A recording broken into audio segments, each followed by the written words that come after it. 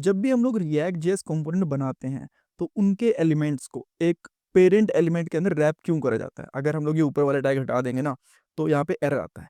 ये क्वेश्चन बहुत बार react JS के इंटरव्यूज में पूछा जाता है। पहले एक बार हम लोग चेक भी कर लेते हैं। अगर मैं इस पेरेंट वाली डिव को हटा दूं तो आप देखोगे हमें यहाँ पे एक एरर देखने को मिल रहा है। बट ये एरर आता क्यों है? बिकॉज अगर हम लोग नॉर्मल एचटीएमएल की बात करें तब उस केस के अंदर ये एरर नहीं आता।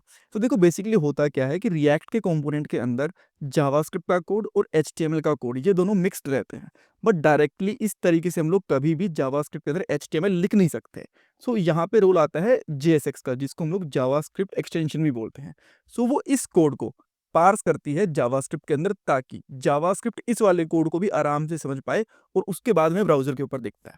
अगर मैं आपको उसकी एक्चुअल एग्जीक्यूशन दिखाऊं कि किस तरीके से ये इंटरनली काम करता है तो कुछ ऐसा कोड जनरेट होता है। मैं इसको अनकमेंट करता हूँ। अगर आप इन दोनों को रन करके देखोगे ना तो आपको सेम आउटपुट दिखने वाला है। ये एक ऊपर वाला डिव रहता है जो रिएक्ट डॉट क्रिएट एलिमेंट से बनता है।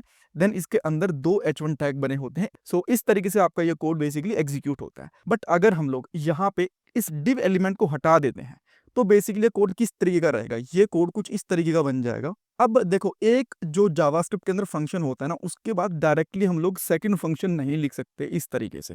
सो इसीलिए ये कोड एग्जीक्यूट नहीं हो सकता, राइट? बट जेएसएक्स के अंदर जो रिएक्ट डॉट क्रिएट एलिमेंट करके जो फंक्शन होता है ना, वो अंदर अपने इस तरीके से एलिमेंट्स को एग्जीक्यूट करवा सकता है, इस तरीके से क्रिएट कर सकता है। सो यहाँ पे दो नहीं, अगर हम लोग यहाँ पे और भी कंपोनेंट बनाना चाहें तो देखो इसके अंदर कोई भी प्रॉब्लम नहीं आएगी, जितने मर्जी चाहे हम लोग वो बना सकते हैं। सो यही रीजन रहता है कि हम लोग डायरेक्टली दो इस तरीके से एचटीएमएल एलिमेंट को नहीं रख सकते, उनको पहले रैप करना पड़ता है। ऑलराइट, सो आई होप यहाँ पे आपको चीज़ समझ में आ गई होंगी। इसमें कुछ डाउट कंफ्यूजन है, मुझे कमेंट सेक्शन में पूछ सकते हो। Thank you so much guys.